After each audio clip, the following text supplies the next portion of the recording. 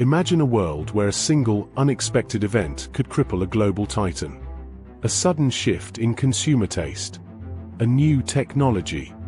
A geopolitical tremor. For many companies, this is a terrifying reality. But for others, it's a manageable risk. What if I told you that the key to survival, even prosperity, lies in a principle so fundamental, yet so often misunderstood, that it acts as an invisible shield against catastrophe? We're not talking about luck. We're talking about deliberate design. This principle isn't exclusive to investment portfolios. It's a strategic pillar for some of the world's most enduring businesses.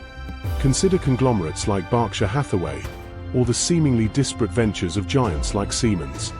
How do these sprawling empires not only survive but thrive amidst constant market volatility and unpredictable challenges? How do they avoid the fatal blow from a single point of failure? That's the core question we unlock today. How does strategic diversification act as the ultimate corporate immune system, protecting a company from a single, devastating failure? To understand the power of diversification, we must first confront the dangers of its opposite, concentration. Focus can breed efficiency. It can create market leaders. But it also creates immense vulnerability. Consider Kodak. For decades, it was synonymous with photography. Its yellow box was ubiquitous. Its film business was a cash cow, dominating market share. But Kodak placed all its bets on chemical film. When digital photography emerged, a technology Kodak itself invented, the company was too heavily invested in its existing, highly profitable, concentrated business model to pivot effectively. Their core strength became their Achilles heel. They failed to diversify their revenue streams, clinging to a singular, eventually obsolete product line. The result was bankruptcy. Nokia faced a similar fate. They dominated the mobile phone market for years, especially feature phones. Their operating system, Symbian, was king. But they were slow to adapt to the smartphone revolution. Apple's iPhone and Google's Android emerged, offering a fundamentally different user experience. Nokia, with its immense focus on hardware and an aging software ecosystem, was caught flat-footed. They failed to diversify their platform strategy, betting too heavily on their established success. Their market share evaporated. A single technological shift exposed their concentration risk, proving catastrophic. These are not isolated incidents. They are cautionary tales, illustrating that a company too dependent on a single product, a single market, or a single technology stands on a precarious ledge. A minor tremor can send it plummeting. When most people hear diversification, they think of financial portfolios. Don't put all your eggs in one basket.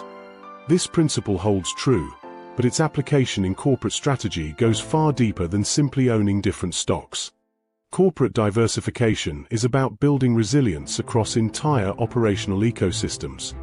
It involves expanding into new product lines, targeting new customer segments, entering new geographic markets, or even acquiring businesses in entirely different industries. The goal is to reduce reliance on any single revenue stream, market condition, or supply chain. Think of a stool. If it has only one leg, it's inherently unstable. 2 legs are slightly better but still precarious. 3 or 4 legs provide stability. Each leg represents a diversified revenue stream or operational pillar. If one leg breaks, the stool might wobble, but it won't collapse. This isn't about aimless expansion. It's about strategic expansion, creating synergistic relationships or, at the very least, independent streams that can absorb shocks. For instance, a company selling only luxury cars might diversify by introducing a more affordable electric vehicle line, tapping into a broader market. Or a software company might diversify from enterprise solutions to consumer apps. The intent is to spread risk and create multiple avenues for growth and stability. There are broadly 2 types of corporate diversification: related and unrelated. Each has its own rationale and risk profile. Related diversification occurs when a company expands into areas that have a clear connection to its existing business. This could be through shared technology, distribution channels, customer bases, or operational expertise.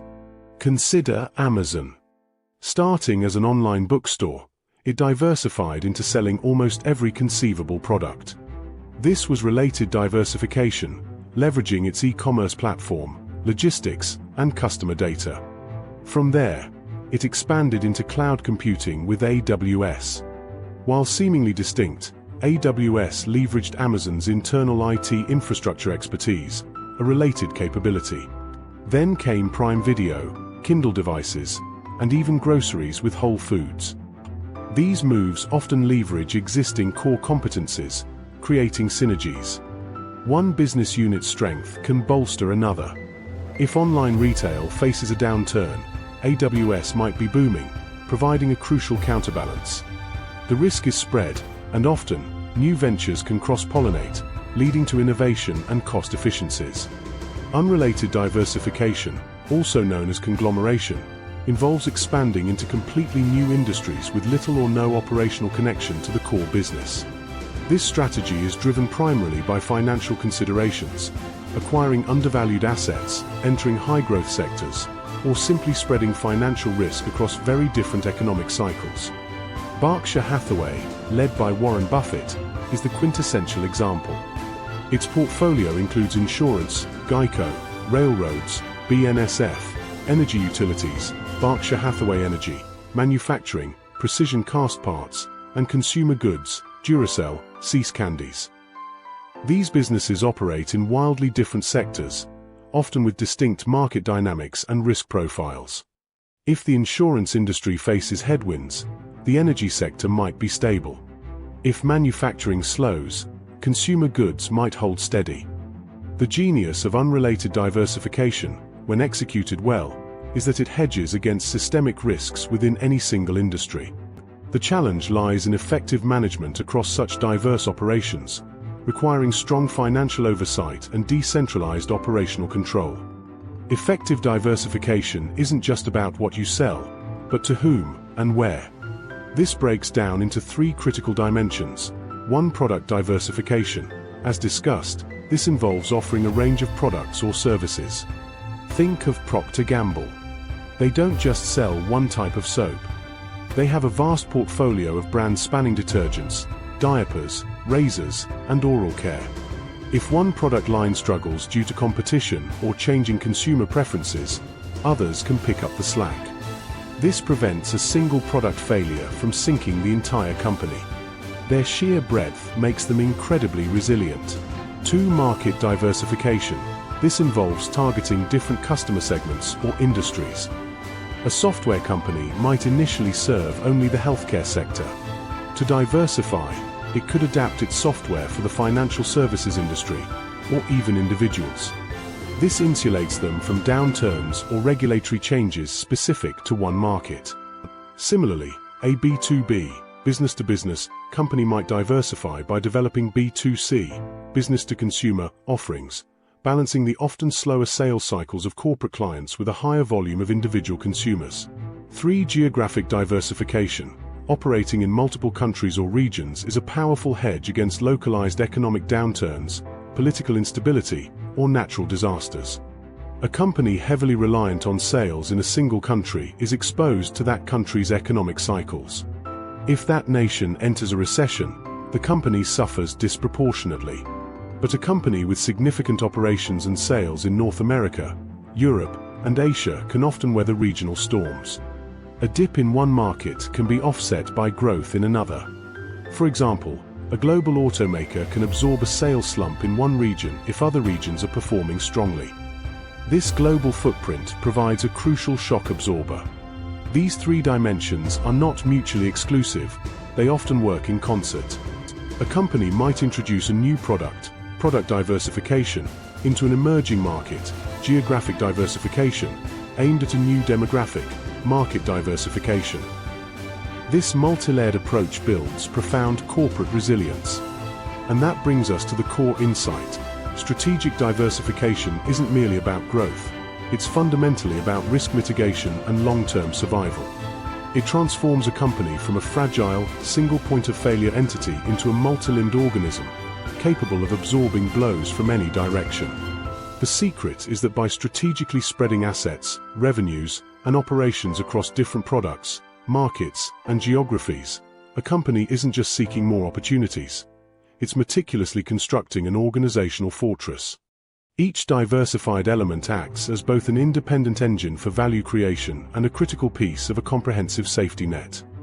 It allows companies to weather unforeseen storms, adapt to disruptive changes, and maintain stability even when individual parts of their empire face significant challenges.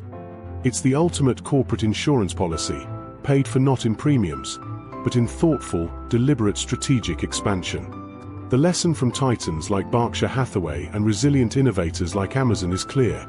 In an increasingly volatile world, concentration is a gamble. Diversification, when executed strategically, is a pathway to enduring strength. It teaches us that true corporate power isn't found in singular focus alone, but in the intelligent deployment of resources across a spectrum of opportunities, building an inherent resilience against the unpredictable nature of business. It's about designing a company that can bend without breaking, adapt without collapsing, and innovate without existential fear. If you learn something new about the power of strategic diversification, hit the like button and subscribe for more strategy breakdowns. And let us know in the comments, what company strategy should we unlock next?